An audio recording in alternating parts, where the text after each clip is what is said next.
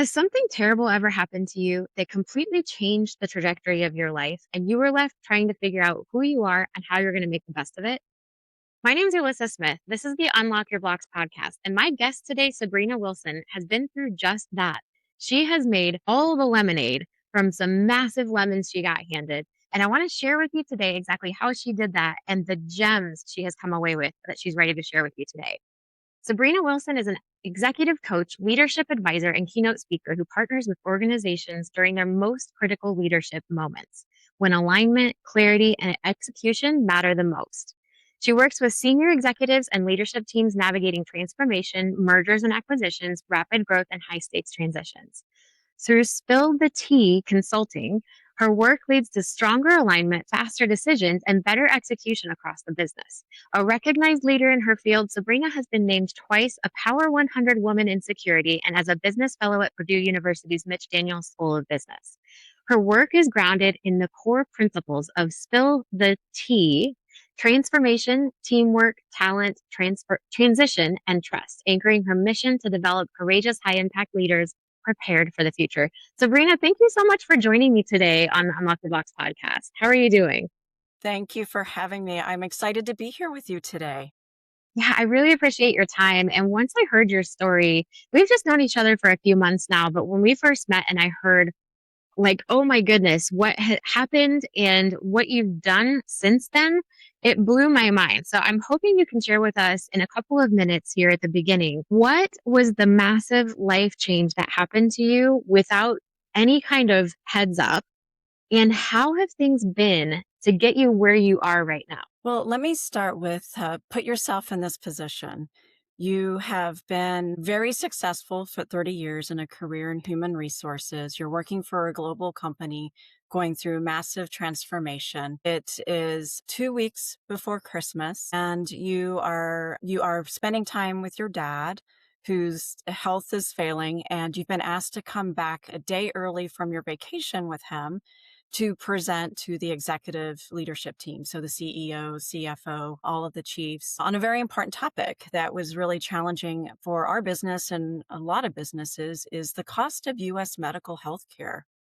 And when you are a European company, the concept of how self-insurance and all of the things that work in the US medical healthcare space is very difficult to grasp. And those concepts and me being responsible for that, they really wanted to get an understanding of it because it's not you can't just cut costs when you're self-insured unless you tell people, okay, stop having heart attacks, no more babies. That's really the only way you can cut costs, right? But That's enough of that. Yes. yeah. So I'd been asked to leave time with my dad, and I've shared with you my dad's health journey to come back to present to the executive leadership team.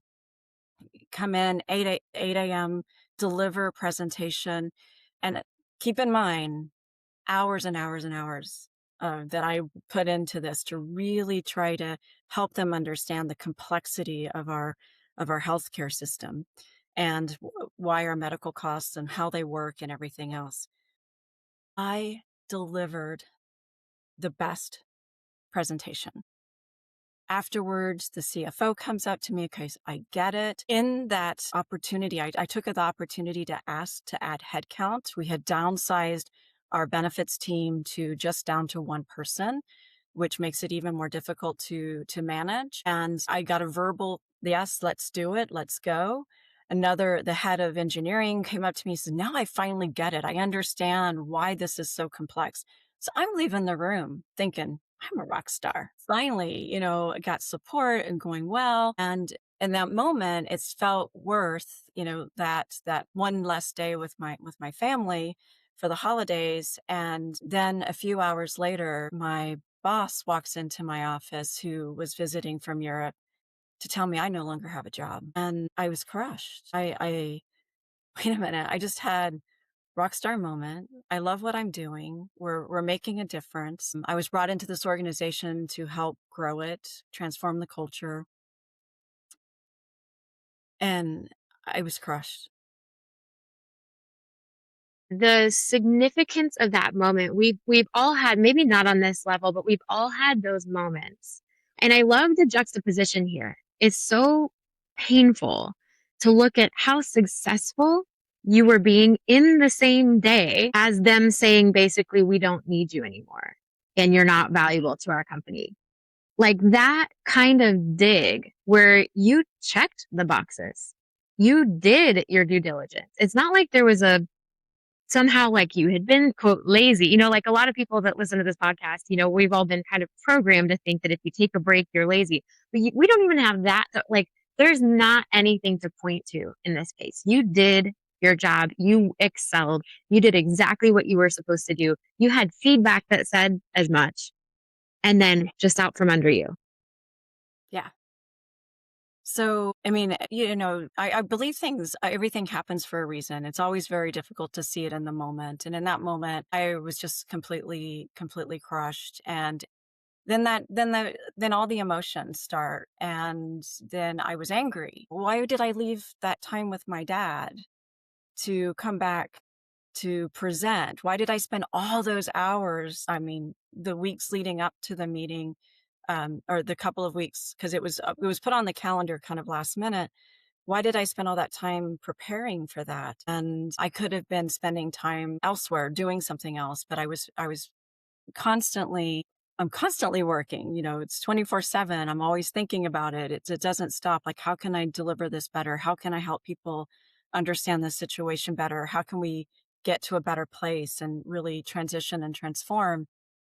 And so you go through all of those emotions, but so the way that my employment was is I did have a couple of months notice. So this is going into 2 weeks into Christmas, and had some time to reflect. Okay, well, what's next? And, the words that were said to me during we're not, your role's being eliminated. We're not going this direction anymore. And I understand companies go different directions. I've been on the giving side of that news way too often throughout the 30 years that I've been in human resources.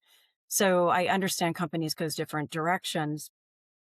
And when I started to think about, okay, what's next? But the words that were said to me was, you need to go be a chief HR officer somewhere else. And my entire career, I chased that title, chief HR officer.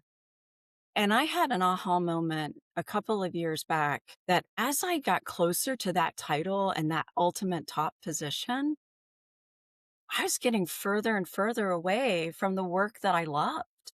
I mean, the work that I loved in human resources was the human part of it. It was transforming cultures. I did a lot of mergers and acquisitions throughout my 30 years, integrating those work teams together, doing it in a way that made the place that people came to work a great place to work. And as you get closer to the top, it's about navigating politics and stakeholder management. And there's so many other things that you're doing that take an energy that I had already decided I don't want to do that. That's not what I want to do. So this was sort of an awakening of like, I could go find another job. And as soon as people knew that I didn't have a job, I had 2 or 3 recruiters contact me right away. I had a couple of conversations with potential roles, and I could just feel in my heart it wasn't the right thing. And I really started to explore, okay, what do I really, really enjoy doing? What is it that I enjoy doing? And it came down to I enjoy coaching and teaching and helping others. So, how can I do that full time? How can I do that full time? And one of the things that anyone that's ever been in contact with me at any point in time have heard me talk about is having your personal board of directors. And what that is a circle of people around you that will challenge you, that will inspire you, will lift you up when you're down. And this was one of those moments where I needed lifting up because I was down. And so I'm calling all the board or director members that are on my board. I'm saying, look, this is where I'm thinking. This is where I'm going to go. And there were some, that I'm just like had to pour out like all this junk that happened to me. And I remember there were quite a few quotes when one of my dearest board of directors, she's like, lick your wounds and we'll talk when you're ready. This is good. This is good for you. And then someone else that was telling me, Sabrina, there is no question that will you be good or great. It's how great are you going to be? And so you have these people in your life that are like, okay, so this is a bump in the road. This isn't how I saw my 30-year human resources and the corporate environment ending, but it's not the end. And so all of these people picking me up, and I called Joe. Joe's been a good person for me for a couple of decades. I'm like, Joe, I think I'm going to go into executive coaching. And he goes, okay, what does that mean? And who's your client? And he starts asking me all these questions. And he goes, you just threw out a ton of buzzwords at me. And he goes, what are you really going to do? Where are you going to make the biggest impact? And he kept drilling. And by the end of that phone call with him, I hung up and I sat down and I wrote my business plan. Who are the personas of the people that I coach? Where will I get clients? I mean, just the whole thing. And so within a couple of weeks of that day, that very, very painful day, I'm sitting and writing a business plan, and I have a vision, and I'm putting together my strategy, and I know this is what I want to do. And in the midst of all of this happening, it gets worse. And I don't know if I shared this part with you or not.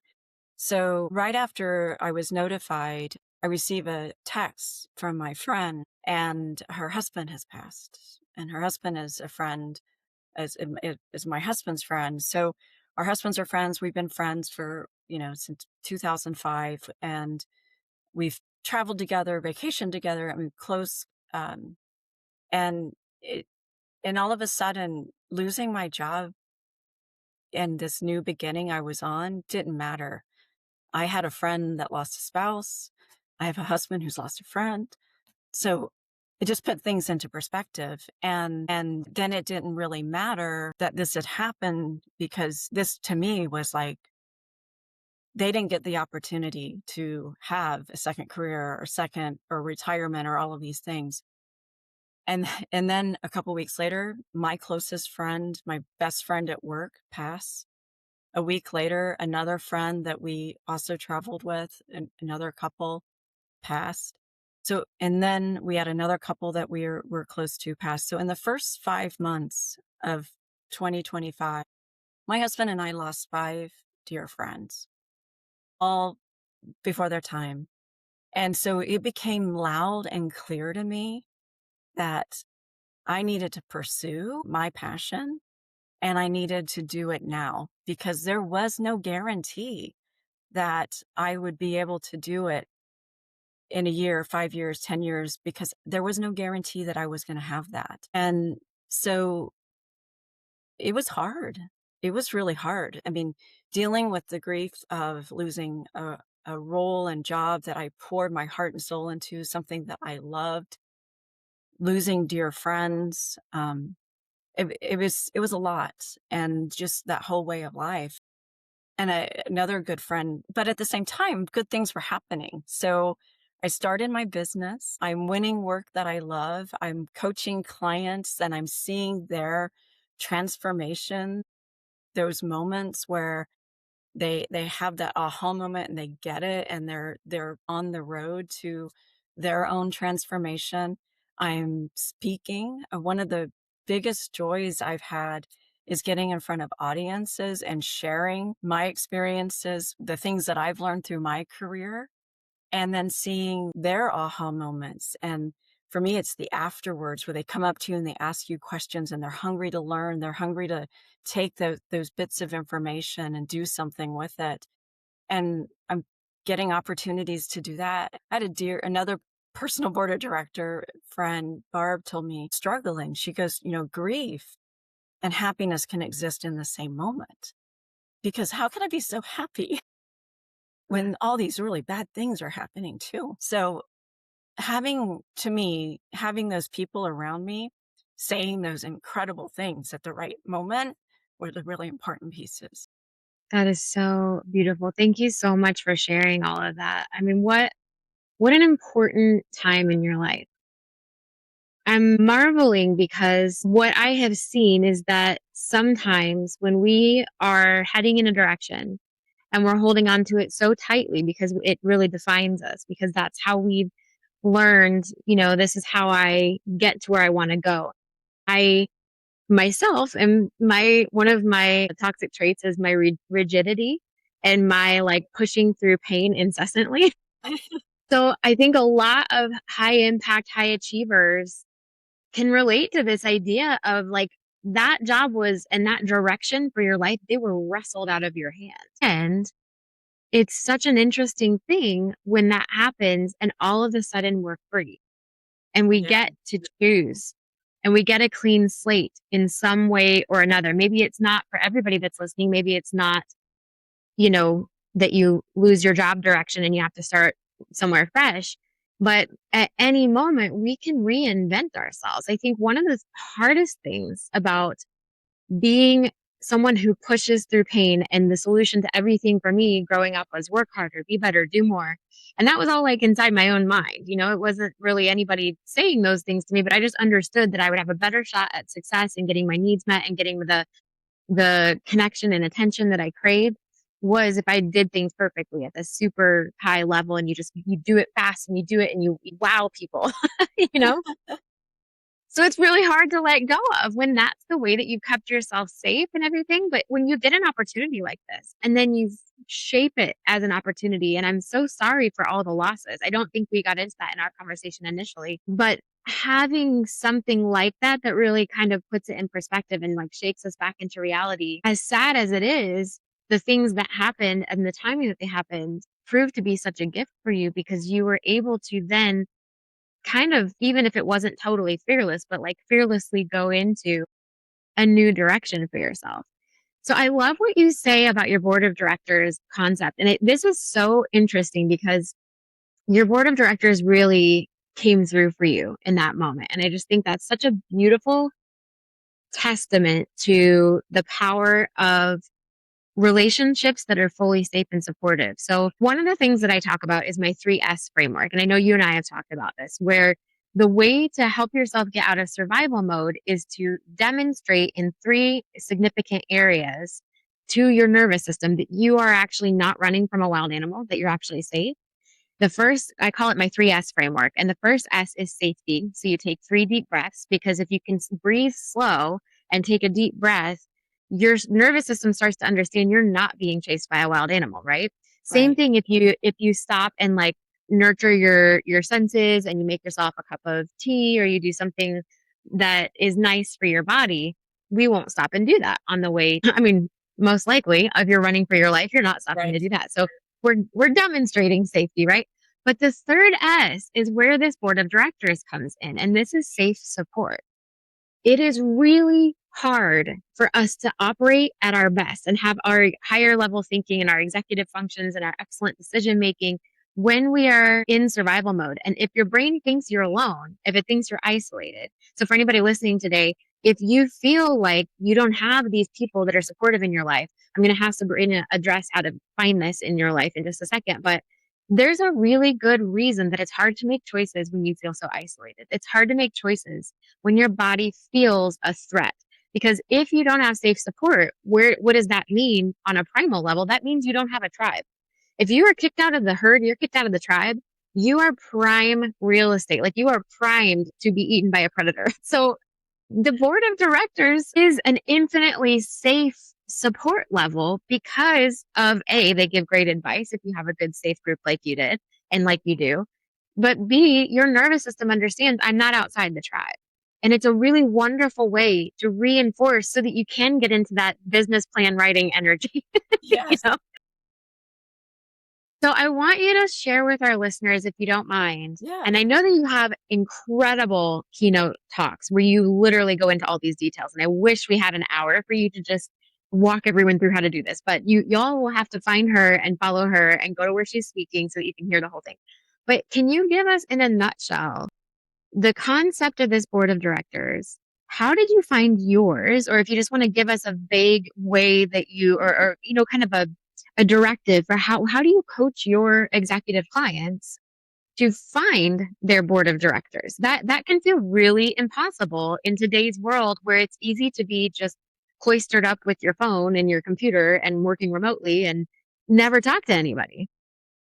First of all, you have to be intentional. It doesn't happen by accident. And I think it's even more difficult, like you said, in today's climate where so many of us are remote. But I don't think it's impossible. So people that are on my board of directors, and you can call it a tribe. I've had people call it my tribe. I had one gentleman after I presented this say, I have this. I call them my baseball team. And sometimes I bench players. And we had a lovely conversation about it. Think of these are the people that you surround yourself, and they're going to play different roles. You're going to have people that are the true sense of a mentor, and mentors are important, but you don't wanna just have one mentor in your life. You wanna have people that will mentor you for different aspects of your life, and they're really highly invested in you. And you also wanna have people that are sponsors. And when you think about sponsors, these are the people that will champion you. They will say your name in a room full of opportunities. So it's the people that are in a position of power that you work with that if there's a job opening on the team or a project that needs somebody assigned to it, they're going to say, Sabrina's the person, you got to put it on their team. So they're willing to put their career reputation on the line for you. And the only way you get sponsors is by doing great work.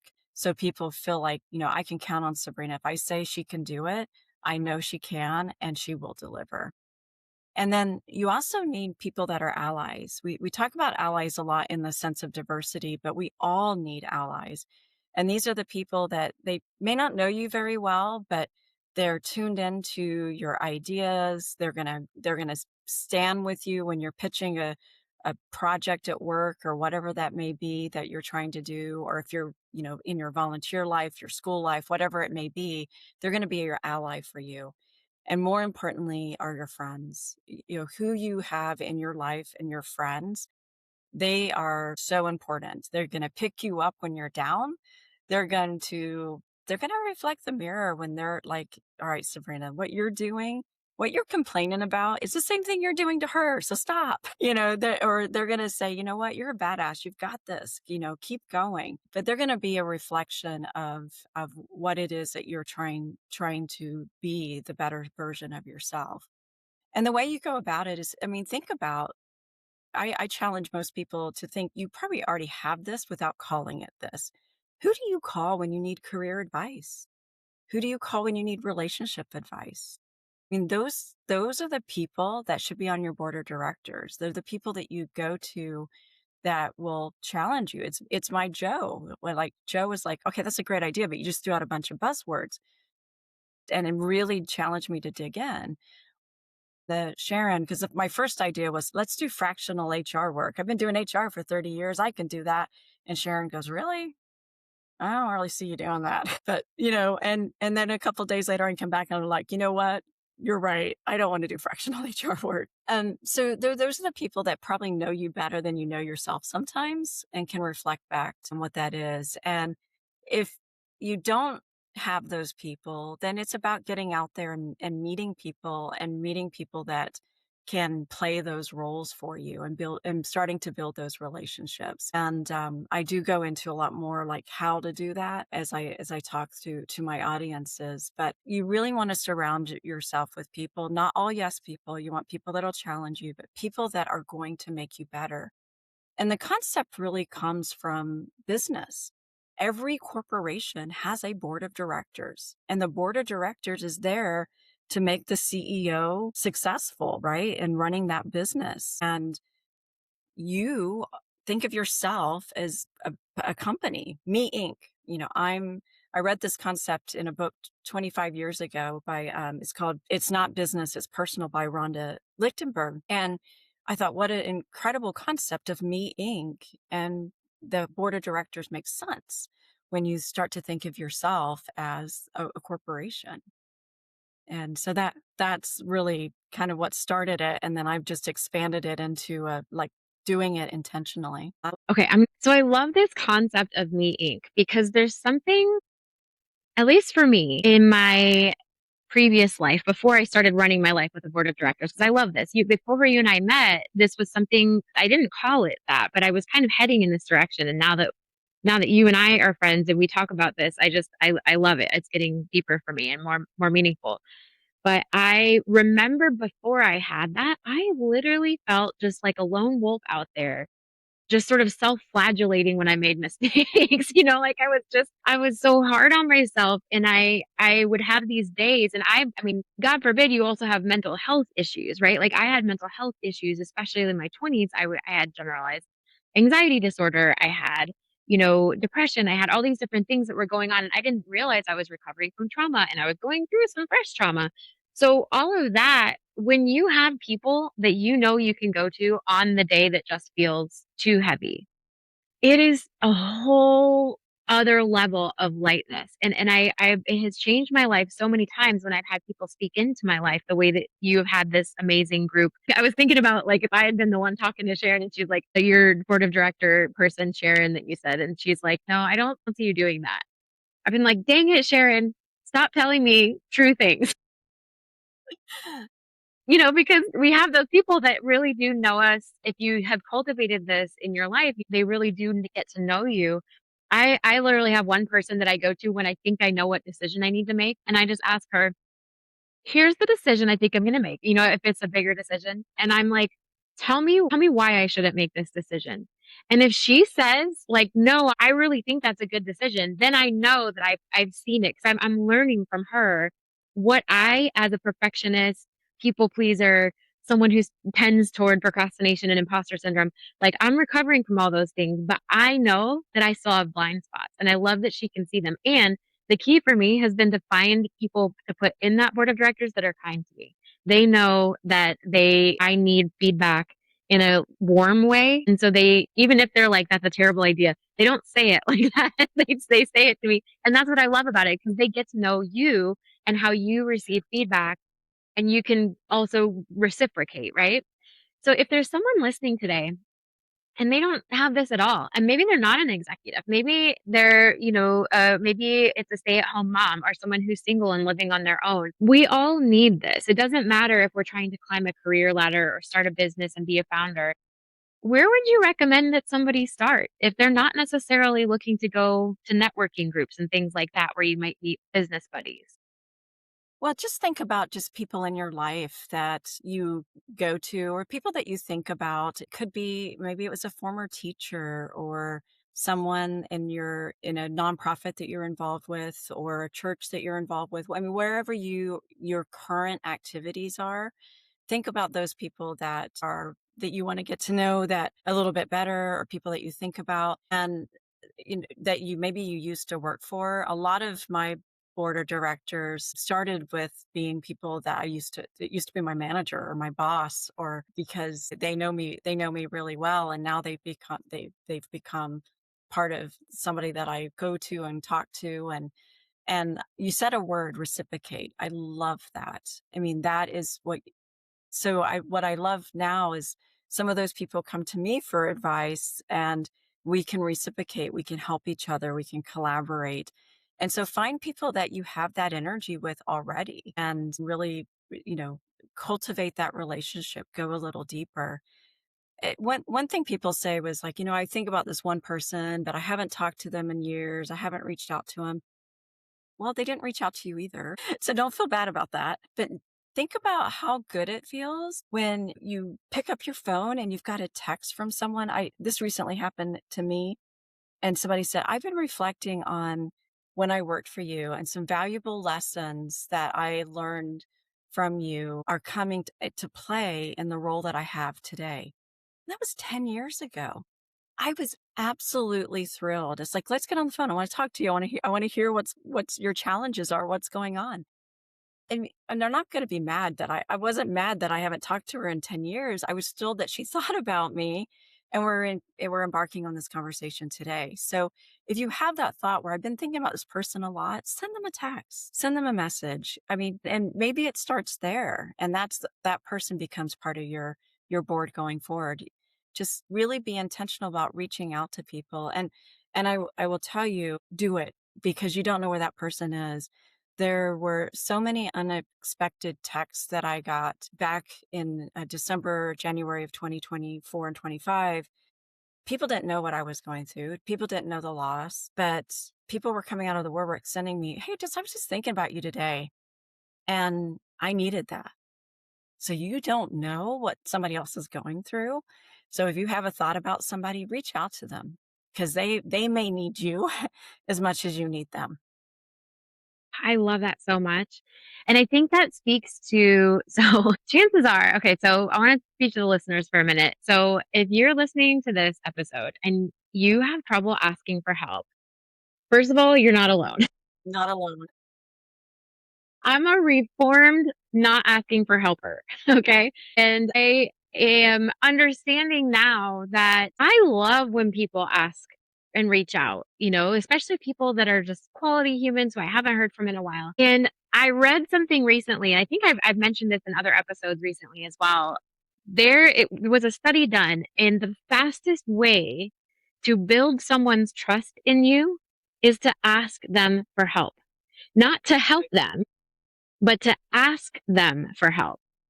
And so if you want to connect with somebody, asking for help, even though a lot of us were programmed when we were little not to ask for help and that to be perfect and you're not allowed to need anybody or need anything, you should have it all figured out by yourself. You hear that word should run. But if you think about it that way, that the way that Sabrina just described, I mean, there's maybe somebody that's waiting to hear from someone that they've had an impact in their life. Maybe that's you. Maybe today is the day that you text that person and you say, I've just been thinking about all the ways that you impacted my life 20 years ago. And I just wanted you to know I'm thinking about you today. That kind of message, or even like to a friend or someone who you know from church or from work or from whatever, and you reach out and say, hey, I am trying to I told a client recently to do sort of like a co-working session over Zoom so that she could get this one thing done that she was avoiding.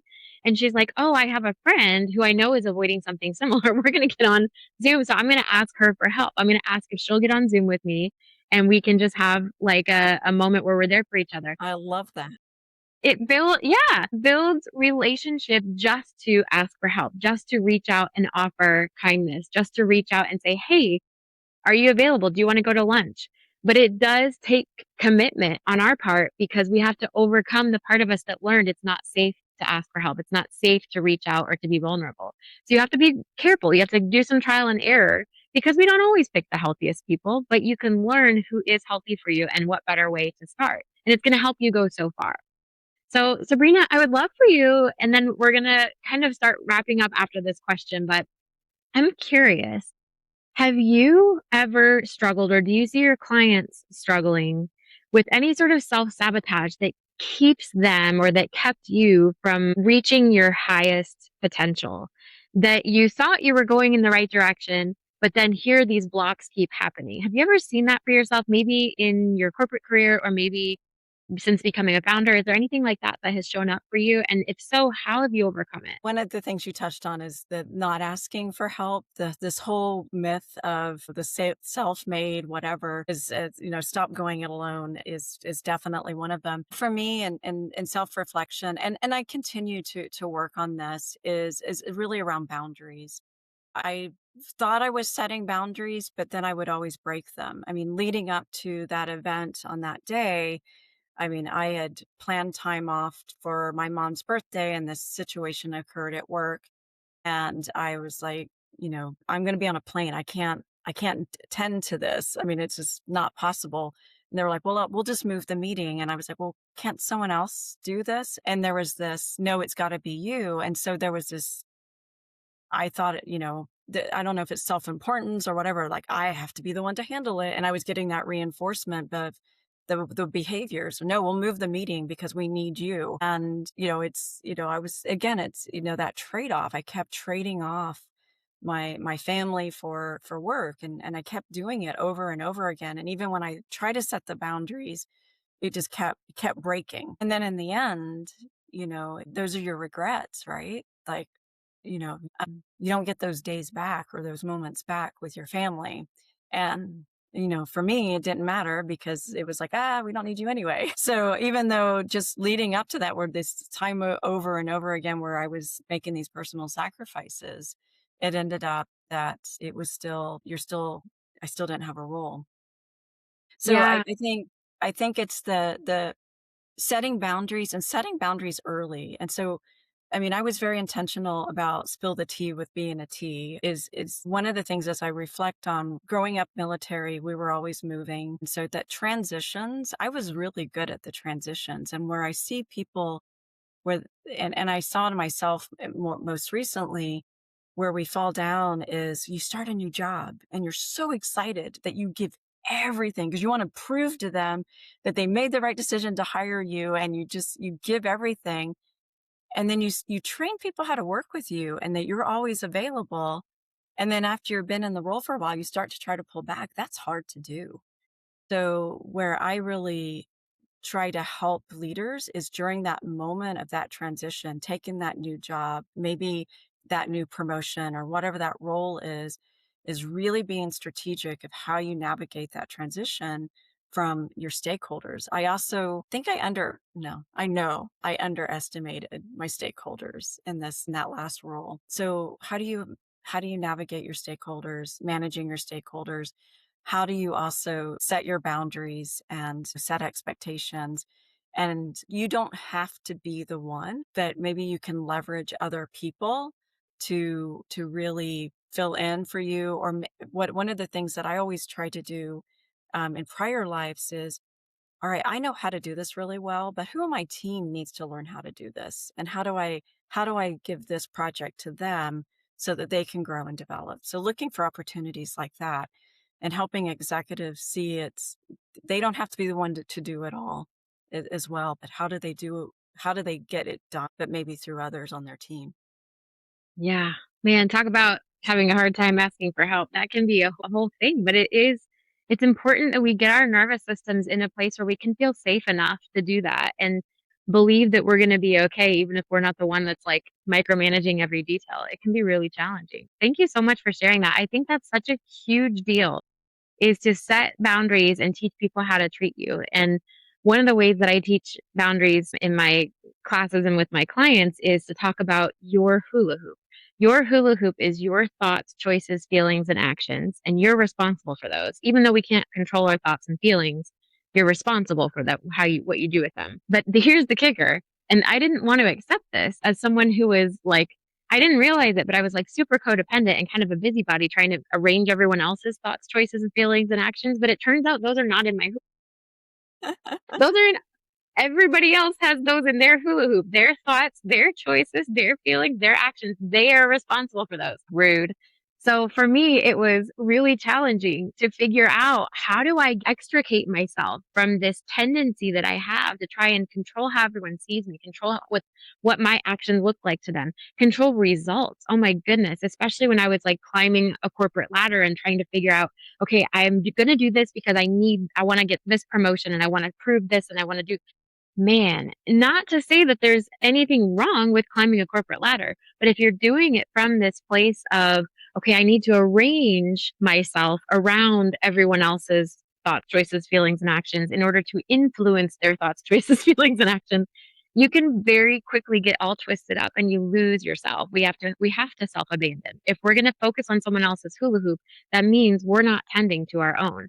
So setting those boundaries of like, okay, well, they might not think well of me, but if I'm going to manage my thoughts and feelings well, if I'm going through grief or if I'm going through a time where I need help and I'm going to get judged or penalized for asking for it, that says something about what I need to do with my next actions. Maybe this is not the right place for me. So taking the responsibility and ownership for just what's in my hula hoop and releasing the rest was probably the biggest challenge for me and also the biggest freedom as I was healing and getting to a place where I can now set boundaries in a way that feels aligned and kind. People think that, oh, well, if I say no, that makes me a jerk. And it's really about saying it in a way that feels aligned with you and being able to leave it there and whatever they make of it is in their hula hoop, but you have to be aligned with yourself so that you don't abandon yourself. No, absolutely. And that no word is hard. And, when you say no to something, you have to think of it for me as I'm saying yes to something else. And it's a choice. And for me, that was a big aha was if you say no to this, you're saying yes to this, or you say yes to this, that means you got to say no to whatever that may be.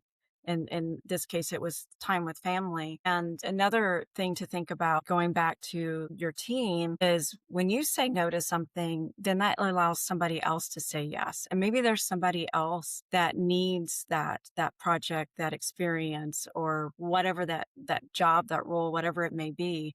So it's a no yes thing. So if you think of no in isolation, it's hard and scary. But if you think of it as, all right, if I say yes to this, what am I saying no to? Or you flip it, whichever way is best for your brain. I think that is really, really powerful for people It is. to think of it that way.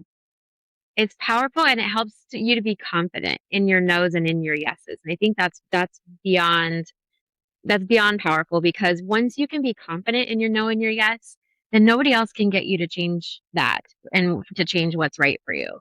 Right. Thank you so much for this conversation, Sabrina. This has been amazing, and I just want to close out with a couple of questions that I always ask every guest. Okay, so first of all, if someone wants to learn more about the board of directors or follow you and see where you're speaking, where's the best place for them to connect with you? And we're going to put this in the show notes as well. Absolutely. LinkedIn. Okay, Yeah, everything is LinkedIn. You can follow, where I'm presenting next, what's going on. So it's Sabrina A. Wilson is my LinkedIn, or I think it's LinkedIn Wilson Sabrina. And then I do have my website, so spillthetea.net. So it's just the capital T.net. You can also see what's going on there, and there's a contact me button on my website. fantastic. So I would highly recommend getting in touch with Sabrina if you are, someone who's looking for some leadership support or just looking at working in corporate and how you want to elevate yourself in that role. Like she's definitely the person to go to for that. So okay, so the last two questions. What is your favorite go-to pump up song when you're either in a funk or you need to hype yourself up and get focused? So this is hard for me. So I'm a closet metalhead, so I like metal. So but my friend Nancy introduced me to Unstoppable, which is a good go-to song when you just need that I'm unstoppable. But if I just need to be pumped up, it's like give me fuel, give me fire, give me that what I desire, or go to a Metallica or even some Eminem. I'm all over the place. But yeah, it's usually something heavy, which people don't get that when they look at me. So it's out. Yes, I'm out of the closet there. I really I love that. enjoy I love that. heavy metal. I love that you said closet metalhead and then you're coming out here with Elyssa. This is amazing. So the first time I saw you, you were on stage and you were like this very like proper, kind of quiet but confident presence. But then we met and like we're the same size of person. Like we're not very tall.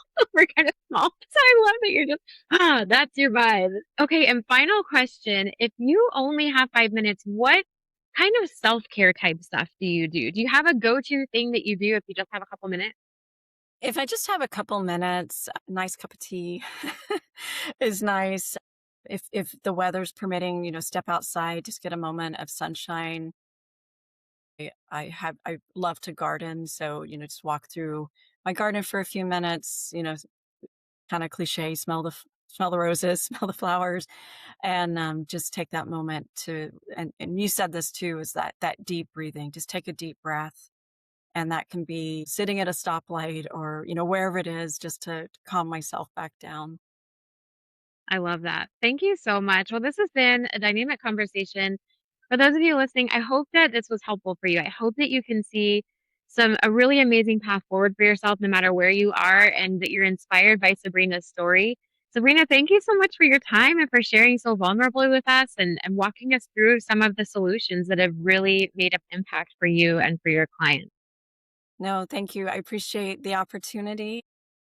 I'm so thrilled that you came up to me after we talked at that panel, and that we've been able to form this relationship. So I greatly appreciate it. That's another way. If you see somebody speaking, go up and have a conversation with them. You just never know where that relationship can go. So I'm so appreciative of our opportunity to get together and work together. Absolutely. It was so funny too because it was just happenstance that we kind of ran into each other after, and I was like, "Hey, that was really awesome. Want to exchange LinkedIn?" I was like, "I don't know where this is going, You but never I'm know. willing to look." I'm willing to look dumb. So then we chatted on Zoom and we're like, my gosh, we need to be friends. We need to be colleagues. We need to go speak together. So yeah, you know what? Take a chance. It could end up that you get a Sabrina. Totally I take a love that. chance. Yes. Well, Thank you thank for you so doing much. that. Yeah, thank you so much for being here. And for everyone who's listening, I'm so glad that you're here. I'm so glad that you're doing this for yourself and that you're taking another step today to unlock your blocks. And until next time, take such good care of yourself.